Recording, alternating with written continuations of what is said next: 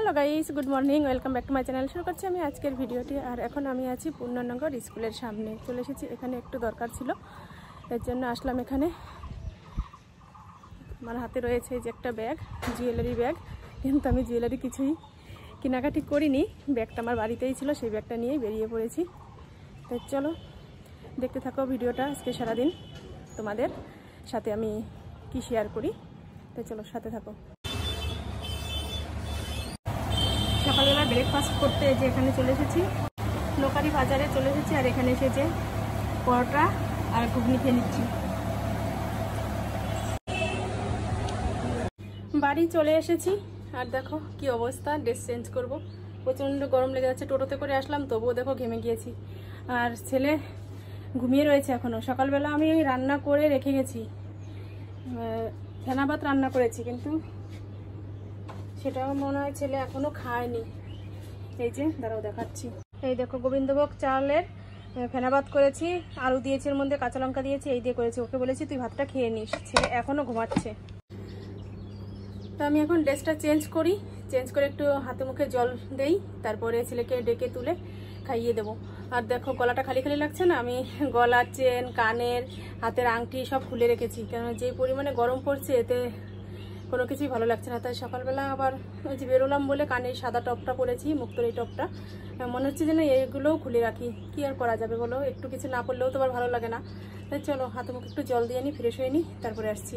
বাড়ি এসে তো রান্না বাড়ি শুরু করে দিয়েছি, আর রান্না অলরেডি হয়েও গেছে। এখন শুধু বাকি রয়েছে শুধু ভাতটা নামতে। এই দেখো আমার পেছনে যে ভাতটা হচ্ছে, ভাতটা নামিয়ে নিলেই রান্নাবাড়ি কমপ্লিট হয়ে যাবে। তবে কি কি রান্না করেছি চলো তোমাদের একটু দেখিয়ে দিই। এখানে যে করে নিয়েছি লাউ দিয়ে চিংড়ি মাছের তরকারি, বেশ বড় বড় ছিল চিংড়ি মাছগুলো, আর একদম কচি লাউ, এই দিয়ে করেছি লাউ চিংড়ির তরকারি। আর এখানে করে নিয়েছি মটর ডালের টক ডাল, মানে আম দিয়ে আর মটর ডাল দিয়ে ডাল রান্না করেছি। এই হচ্ছে আজকে গরমের মেনু। আর এদিকে তো রয়েছে সকালবেলা যে ফেনা ভাত করেছিলাম, সেখান থেকে এইটুকু ভাত রয়ে গেছে। এই ভাতটা আমি এখন খেয়ে নেব, এই তরকারি দিয়েই খাবো। তাই চলো ভাতটা নামিয়ে নিই, নামিয়ে আমি খাওয়া দাওয়া সেরে তারপরে আসছি আবার তোমাদের সামনে। খেতে বসে পড়েছি, আর দেখো হাতের উপরে নিয়েই খাচ্ছি। এই যে পেছনে স্ট্যান্ড ফ্যানটা বসিয়ে নিয়েছি, আর তার পেছনে রেখেছি দেখো পাটের বস্তা, সেটা জলে ভালো করে ভিজিয়ে জানলার মধ্যে দিয়ে দিয়েছি, যাতে বাইরের তাপটা ঘরের ভিতরে না আসে। স্ট্যান্ড ফ্যানটা এতক্ষণ চালানোই ছিল, বসে বসে খাচ্ছিলাম, বেশ ভালোই লাগছিল, ঠান্ডা ঠান্ডা হাওয়া আসছিল। তো তোমাদের সাথে কথা বলবো বলে একটু অফ করলাম। আর আমার খাওয়া কমপ্লিট হয়েই গেছে প্রায়। মাছের তরকারিটা খেয়ে নিয়েছি, আর এখন এই যে টক ডাল দিয়ে খাচ্ছি। আম দেখো রয়েছে, কেননা এটা তো আস্তে আস্তে ধীরে ধীরে খেতে হয়, এর জন্য এখানে বসে বসে খাচ্ছি। তাই চলো খেয়ে নিই। খেয়ে প্রচণ্ড রোদ, তো এখন আর তেমন কিছু করার নেই, কেননা বাইরেও বেরোতে পারছি না। আর কি করবো বলো, ঘরের মধ্যেও তো সেভাবে থাকতে পারছি না। তো এখন চুপচাপ একটু লাইটের সব কিছু অফ করে শুয়ে থাকবো। আমি যে ভিডিওটা আপলোড করেছি গতকালকের, সেই ভিডিওটা তো আজকে সকালবেলা আপলোড করেছি 8টার সময়, আর ভয়েসটাও আমি আজকে সকালবেলায় দিয়েছি। আমার মাথায় রয়েছে আজকে রবিবার, সেই রবিবার হিসেবেই ভয়েসটা দিয়েছি। কিন্তু এই ভিডিওটা হচ্ছে শনিবারের, মানে গতকালকের ভিডিও, আজকে রবিবার, আজকে আপলোড দিয়েছি। আর আজকেও সেই একই ভুল করেছি, আজকে হচ্ছে রবিবার, আর রবিবার হিসেবে ভেবে আজকে সোমবারের ভিডিওর ইন্ট্রো দিয়েছি। যাই হোক, তোমরা একটু মানিয়ে নিও, কেননা যেটা হয়ে গেছে সেটা তো আর এখন ঠিক করা যাবে না। তোমরা একটু বুঝে নিও, শনিবারের ভিডিওটা রবিবার মানে থাম্বনেইলে লেখা হয়ে গেছে, আর রবিবারের ভিডিওটা সোমবার ইন্ট্রো দিয়ে দিয়েছি। যাই হোক, বুঝতে এখন পেরেছি, তোমাদের একটু আমি ভাঙিয়ে দিলাম। তোমরা মানিয়ে গুছিয়ে নিয়ে ভিডিওটা দেখো, আশা করছি তোমাদের ভালো লাগবে। বিকালবেলা আবার চলে আসলাম তোমাদের সামনে, আর শরীরের অবস্থা তো একদমই খারাপ। গরমে পুরো দেখো, পুরো কথাটাও মুখ দিয়ে আসছে না, মানে একদম নাজেহাল অবস্থা। এখন এই যে লেবু জল করে নেব, চিনি দিয়েছি, এর মধ্যে নুন দিয়েছি, আর এই যে গন্ধরাজ লেবু দিয়ে দিচ্ছি, একটু শরবত করবো এই দিয়ে। আমি তো সারাদিন জল খেয়েই যাচ্ছি, কিন্তু তাতেও কোনো কাজ হচ্ছে না, জল পিপাসা মিটছেই না। আর শরীরটা এতটাই খারাপ, খারাপ বলতে পায়ে প্রচণ্ড ব্যথা হচ্ছে, পায়ের নিচে ব্যথার জন্য আমি অনেকটা টাইম বরফ দিয়েছি, কিন্তু তাতেও কোনো কাজ হয়নি। যখন বরফ দিয়েছি তখন একটু ভালো লেগেছিল, কিন্তু তারপর থেকে আবার সেই ব্যথা পাই। তাই শুয়েছিলাম, এখন উঠে আসলাম, ছেলে প্রাইভেট থেকে আসলো, বলছে যে মা একটু শরবত করে দাও, ওর শরীরটাও ভালো লাগছে না। ওকে পাঠাতাম না, কিন্তু আজকে পাঠালাম। গত 4 মাসের টিউশনি ফি মানে বাকি পড়ে গিয়েছিল, সেটাই আজকে দেওয়ার জন্য ওকে পাঠিয়েছিলাম। নইলে এই গরমের মধ্যে পাঠানোর একদমই ইচ্ছা ছিল না। কী করা যাবে, মায়নাটা তো দিতে হবে, তার জন্যই পাঠিয়েছিলাম। দিয়ে আসলাম, মানে দিয়ে আসলো। তো চলো। হ্যাঁ আসো না, তুমি এসেছো?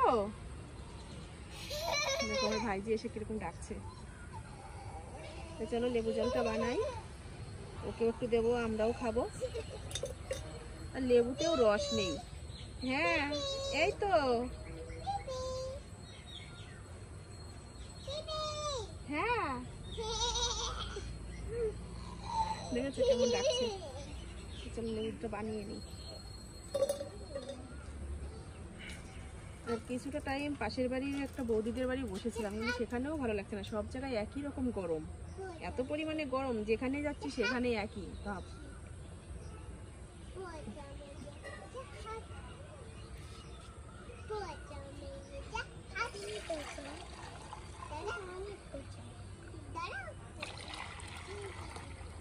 কি বললি তুই? কি বললি আমাকে?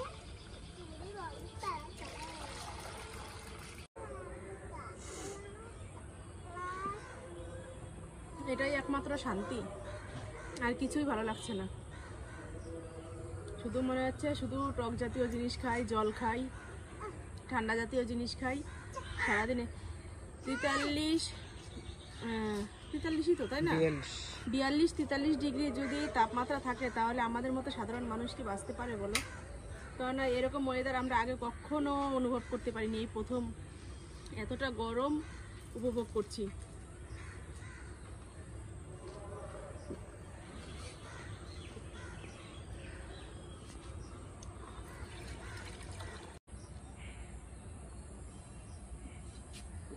ভালো লাগছে? জিভ বের করে কালী ঠাকুর হয়ে যাবে তুমি।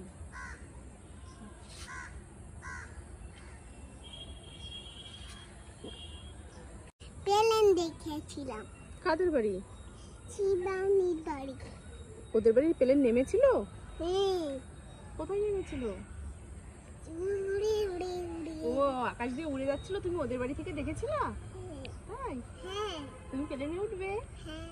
ঠিক আছে, অনেক বড় হয়ে নাও, তারপর তুমি প্লেনে উঠে ভু করে চলে যাবে। কি মজা হবে।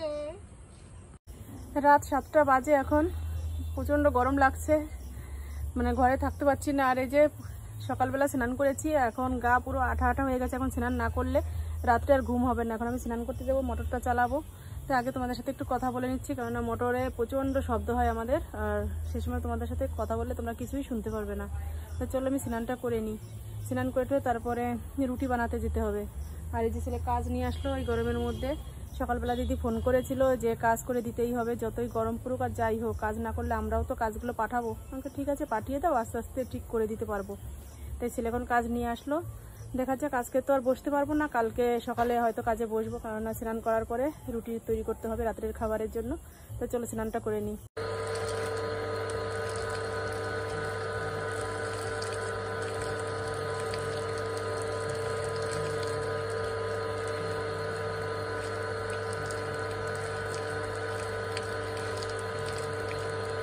স্নান করে টরে চলে এসেছি, আর এই যে আটা চেলে নিচ্ছি, এখন রুটি তৈরি করব।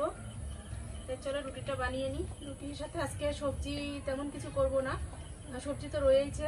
দুপুরবেলা যে লাউ তরকারি রান্না করেছিলাম চিংড়ি মাছ দিয়ে, সেটা রয়েছে, ডাল রয়েছে, আর দুজনের জন্য দুটো ডিম অমলেট করে নেবো, হয়ে যাবে। স্নান করে শরীরটা অনেকটা হালকা লাগছে, অনেকটা ফ্রেশ লাগছে। এবার মনে হয় আজকে রাত্রের ঘুমটা বেশ ভালো হবে। মানে এদিকে উঠোনেও তো জল দিয়েছি, চারিপাশ দিয়ে একটা ঠান্ডা মাটি ভেজা যে একটা সুন্দর মাটির গন্ধ, সেই গন্ধটা আসছে। আর আমার শরীরটাও পুরো ঠান্ডা হয়ে গেছে, বেশ ভালো লাগছে।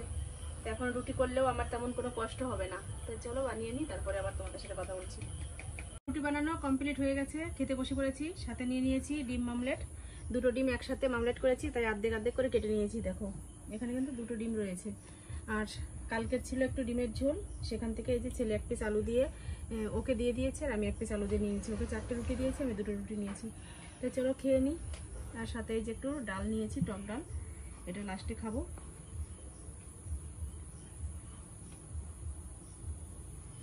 ভিডিওটা আজকের মতো এ পর্যন্তই।